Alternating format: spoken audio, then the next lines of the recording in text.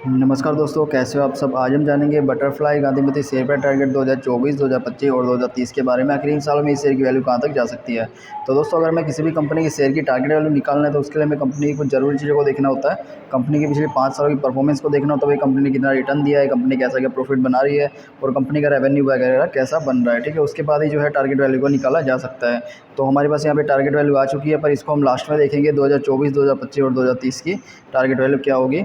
तो देखिए, रिपोर्ट में सबसे पहले ज़रूरी कुछ चीज़ें देख लेते हैं। कंपनी के बारे में जानकारी दी गई है, जो कंपनी की पूरी प्रोफाइल है, जिसको आप आराम से बाद में रीड कर सकते हो। इसकी लिंक मैंने डिस्क्रिप्शन में दी हुई है। इस वीडियो में हम सिर्फ टारगेट वैल्यू पर ही बात करते हैं। तो देखिए, सबसे पहले इसमें दिया हुआ पिछले 5 सालों में शेयर की कीमत में वो बड़े बदलाव। तो जैसा कि हम देख सकते हैं, 17 दिसंबर 2018 को कंपनी की शेयर की वैल्यू 230 रुपये के आसपास ट्रेड कर रही थी। और अगर 5 सालों के बाद देखें, 11 दिसंबर 2023 को कंपनी की शेयर की वैल्यू 1034 करोड़ के रुपए के आसपास ट्रेड कर रही है। ठीक है, और ये मैक्सिमम गई है 1903 रुपये तक। तो इसमें देखिए कितना बड़ा फ़र्क आ चुका है। 5 साल पहले 230 रुपये ट्रेड करने वाली शेयर की वैल्यू 5 सालों के बाद 1903 रुपये के आसपास ट्रेड कर रही है। तो कंपनी लगभग जो है 9 गुना का रिटर्न पिछले 5 सालों में दिया है, जो कि यार काफ़ी अच्छा रिटर्न कहा जा सकता है। और 2021 से 22 में कंपनी ने 33.80% का रिटर्न दिया है, तो जो कि एक अच्छा संकेत है। तो हमने यहाँ पे एक वाइट बोर्ड को रखा हुआ है, जहाँ पे हम प्लस पॉइंट और माइनस पॉइंट को ऐड करेंगे। तो जैसे कि हमने देखा भाई, कंपनी ने काफ़ी अच्छा रिटर्न दिया अपने निवेशकों को, तो हमने यहाँ पे एक इसको प्लस पॉइंट दे दिया है। इसके बाद हम कंपनी की फाइनेंशियल रिपोर्ट को देखेंगे, भाई कंपनी कैसा क्या प्रॉफिट बना रही है, कितना रेवेन्यू बना रही है। ठीक है, तो देखिए, अगर फाइनेंशियल रिपोर्ट को देखिए तो 2019 के टाइम में कंपनी के द्वारा 654 करोड़ का रेवेन्यू बनाया जा रहा था और नेट इनकम जो है 9 करोड़ के आसपास बनाई जा रही थी। और अगर 5 सालों के बाद देखें 2023 में, तो कंपनी के द्वारा 1063 करोड़ का रेवेन्यू बनाया जा रहा है। तो देखिए, इसमें कितना अच्छा जो है बढ़ोतरी हुई है रेवेन्यू में। और नेट इनकम को देखें तो यार ये भी काफ़ी अच्छी बढ़ी है। नेट इनकम लगभग 5 गुना हो चुकी है पिछले 5 सालों में, जो कि यार एक अच्छा संकेत है। और इससे कहा जा सकता है कंपनी जो है फाइनेंशियल रूप से लगातार ऊपर जाती हुई देखी जा सकती है, लगातार स्ट्रॉन्ग बन रही है। तो इसको भी हमने एक प्लस पॉइंट दे दिया है। अभी हमारे पास 2 प्लस पॉइंट हो चुके हैं, माइनस पॉइंट अभी तक एक भी नहीं है। तो चलो देखते हैं आगे कोई माइनस पॉइंट दिखता है या नहीं। अभी दिया हुआ पिछले कुछ सालों में कंपनी की संपत्ति में होने वाले फेरफार। कंपनी की संपत्ति यानी जो कंपनी के एसेट्स होते हैं, जिसकी मदद से कंपनी अपना रेवेन्यू बना रही है। तो 2019 में देखें तो कंपनी के द्वारा कंपनी के पास 463 करोड़ की संपत्ति थी। और अगर 5 साल के बाद देखिए 2023 में, तो कंपनी के पास 502 करोड़ की संपत्ति है, जो कि भाई एक अच्छा संकेत है। कंपनी की जो संपत्ति है उसमें कुछ ज़्यादा बढ़ोतरी तो नहीं हुई, पर लगभग जो है अच्छी बढ़ोतरी देखने मिली है, जो कि एक प्लस पॉइंट है। तो हमने यहाँ पे इसको एक प्लस पॉइंट दे दिया है। इसके बाद हम देखेंगे कंपनी के द्वारा दिया गया डिविडेंड, क्योंकि भाई कंपनी इतना अच्छा परफॉर्मेंस दे रही है पिछले 5 सालों से भी ज़्यादा टाइम में, तो क्या कंपनी अपने निवेशकों को डिविडेंड भी का लाभ दे रही है नहीं, तो वो हमें देखना होगा।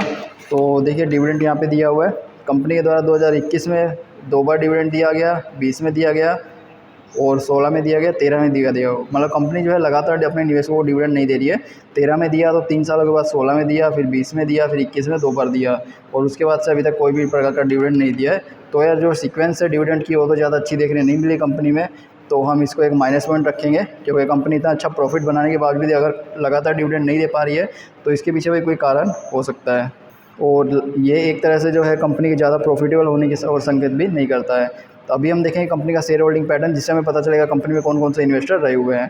तो सबसे पहला था टोटल प्रमोटर होल्डिंग, जिनके द्वारा 75% की होल्डिंग है, यानी कंपनी ने अपने शेयर की 75% की होल्डिंग अपने पास रखी हुई है, जो कि एक अच्छा संकेत है।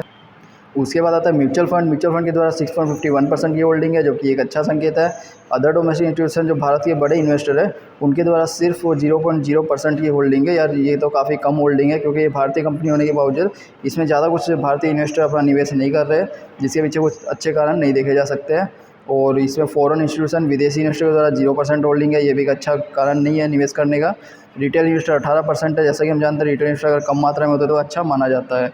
तो भाई ओवरऑल देखें तो भाई कंपनी ने काफ़ी बड़ी मात्रा में अपने पास होल्डिंग रखी हुई है। आगे हमें पता चलेगा भाई कंपनी अपनी इस होल्डिंग का किस तरह से यूज़ करती है। ठीक है, आने वाले कुछ सालों में इसकी जो है सटीक जानकारी मिल पाएगी, पर अभी हम इसको एक प्लस पॉइंट देंगे, क्योंकि म्यूचुअल फंड को देखते हुए कंपनी के पास खुद के पास भी अच्छी होल्डिंग है, म्यूचुअल फंड में भी काफ़ी अच्छी होल्डिंग की गई है, इसलिए भाई इसको एक हम प्लस पॉइंट दे सकते हैं शेयर होल्डिंग पैटर्न को देखते हुए।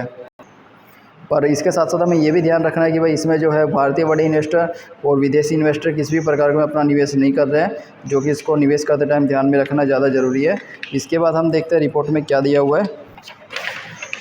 इसके बाद दिया हुआ कंपनी का फ्यूचर स्कोप और हिस्ट्री, कंपनी के बारे में कुछ जानकारी दी हुई है, कंपनी का स्टार्ट कैसे हुई थी और कंपनी आने वाले समय में कौन कौन से सेक्टर में काम करने का प्लानिंग कर रही है और जो कंपनी की ग्रोथ है वो किस तरह से हो सकती है। तो दोस्तों ये जानकारी आपको ज़रूर से पढ़नी चाहिए। इसके अलावा आपको कंक्लूजन मिल जाएगा और FAQs वगैरह मिल जाएंगे। इसकी जो लिंक है डिस्क्रिप्शन में दी हुई है, वहाँ से जाके आप इसे पूरी तरह से डाउनलोड करके इसे पूरी तरह से रीड कर सकते हो। कि अगर मैं पूरी चीज़ पढ़ूँगा तो यार वीडियो काफ़ी लंबा हो जाएगा। अभी हम बात करते हैं टारगेट वैल्यू की। तो टारगेट वैल्यू देखें तो 2024 में, तो दोस्तों जो टारगेट वैल्यू होती है किसी प्रकार का सजेशन नहीं है, एक्सपर्ट के द्वारा दी जाने वाली एक अंदाजित वैल्यू होती है।